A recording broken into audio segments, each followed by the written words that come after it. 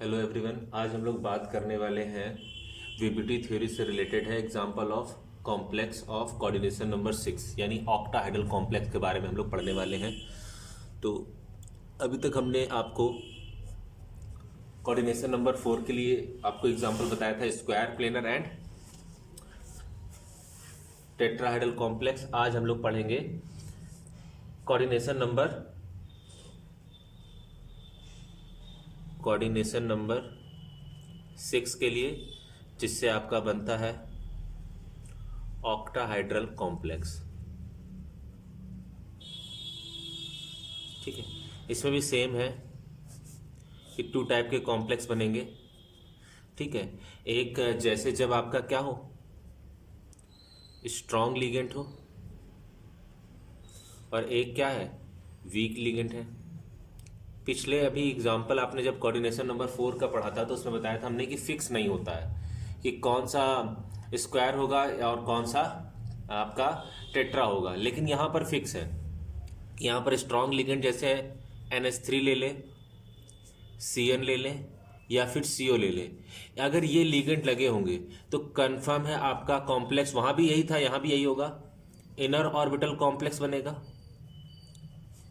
लेकिन वहाँ vacant orbital पे डिपेंड करता था, यहाँ इनर ऑर्बिटल कॉम्प्लेक्स के लिए कंफर्म है जो हाइब्रिडाइजेशन होगा वो हो जाएगा आपका D2sp3। आप वो देखिएगा पहले वाला टेट्राहाइड्रल, आप समझ जाएंगे।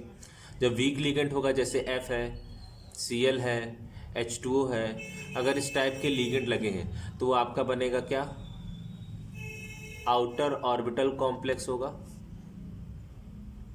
और आउटर ऑर्बिटल कॉम्प्लेक्स में जो हाइब्रिडाइजेशन हो जाएगा वो हो जाएगा आपका sp3d2।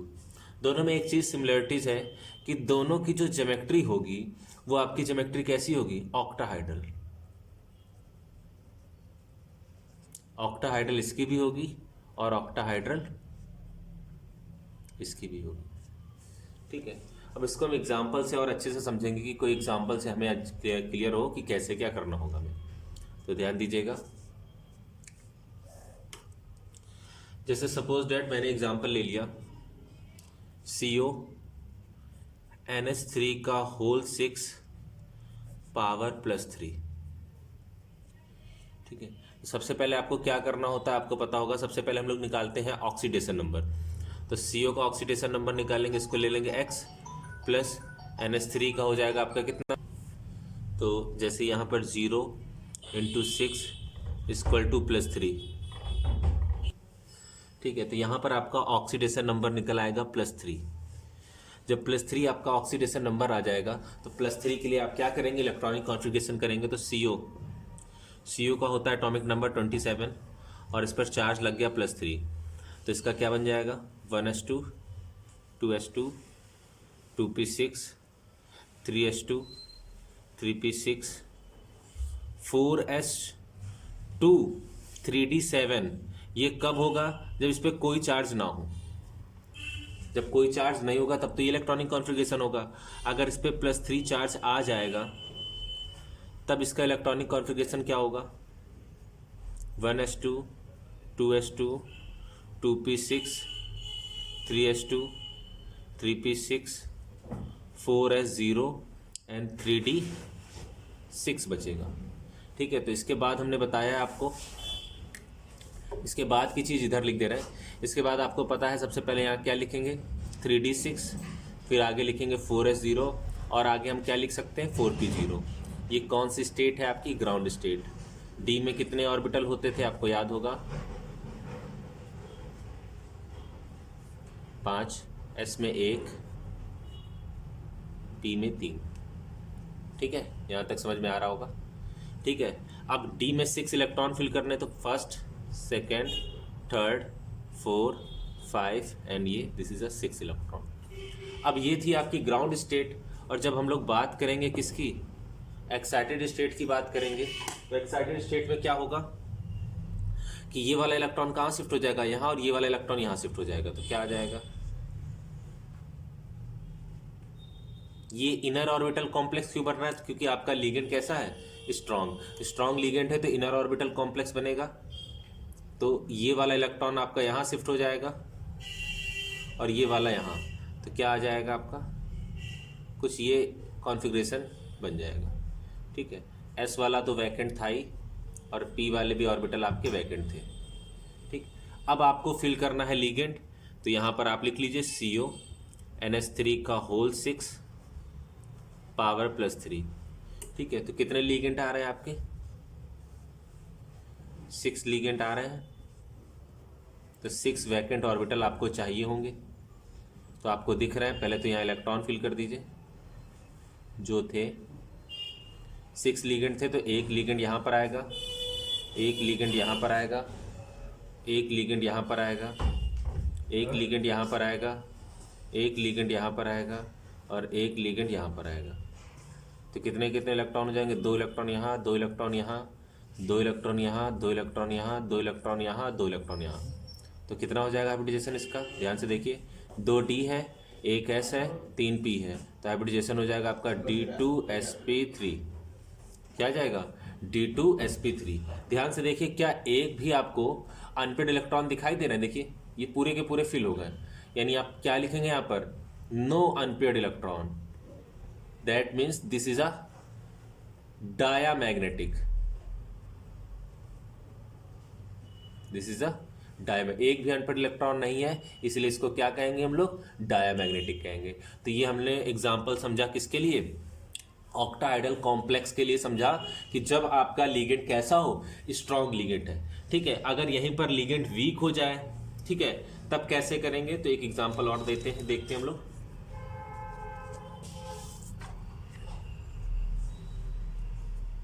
ठीक है, एक एग्जांपल और ले लेते हैं।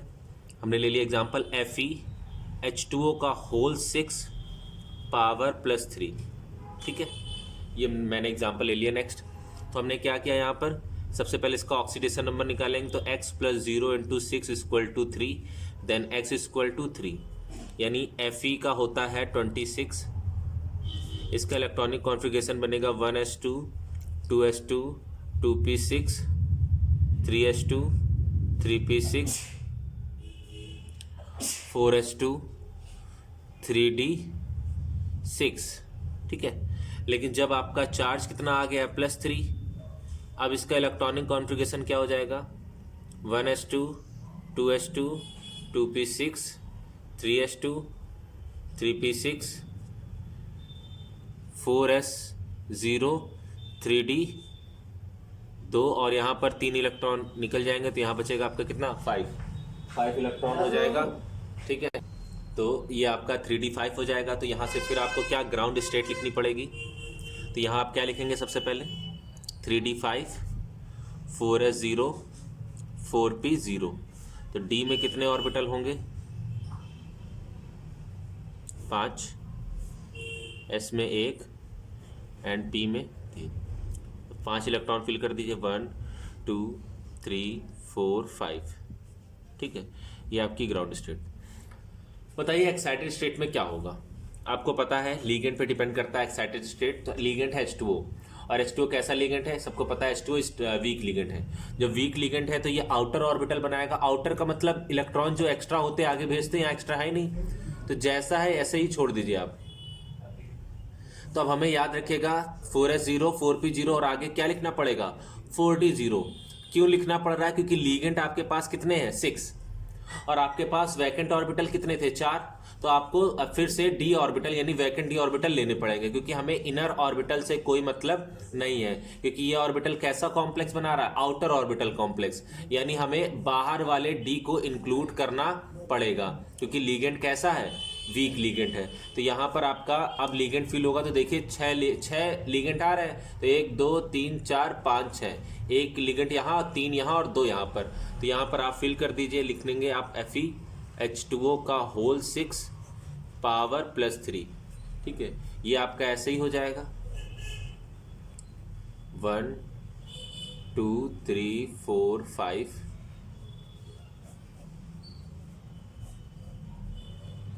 ठीक है, यहाँ पर कौन सा आ जाएगा ligand? H2O H2O H2O H2O H2O and H2O। Total 6 H2O आ गए। सब H2O 2 इलेक्ट्रॉन इसको देगा। ठीक है, तो ध्यान से देखिए, यहाँ पर क्या आ जाएगा आपका? sp3d2 और sp3d2 की आपको पता ज्योमेट्री कैसी होती है, ऑक्टाहाइड्रल ज्योमेट्री होगी, बताइए आपको। और अनपेड इलेक्ट्रॉन आपको दिख रहे हैं, कितने अनपेड इलेक्ट्रॉन है, 5 अनपेड इलेक्ट्रॉन है। और जब 5 अनपेड इलेक्ट्रॉन है तो इसे हम लोग क्या बोलेंगे, पैरामैग्नेटिक इन नेचर, ठीक है। तो ये आपका कॉन्सेप्ट था किसके लिए, ये आपका कॉन्सेप्ट था ऑक्टाहाइड्रल कॉम्प्लेक्स के लिए। तो आप स्क्रीनशॉट लेना चाहें तो इसे ले सकते हैं, आप देख लीजिए, समझ में आ रहा होगा आपको, एक एक चीज़ समझ सकते हैं, इसे आप नोट कर लीजिएगा, ठीक है। तो ये ऑक्टाहाइड्रल कॉम्प्लेक्स का अभी दोनों पार्ट मैंने ख़त्म कर दिए हैं। अब सीबीएसई बोर्ड में आइसोमेरिज्म है, उसका भी एक वीडियो अभी बना देते हैं हम, वो भी आप देख लीजिएगा। आईएससी बोर्ड में आई थिंक आइसोमेरिज्म हट गई है, ठीक है, तो देख लीजिएगा आप लोग।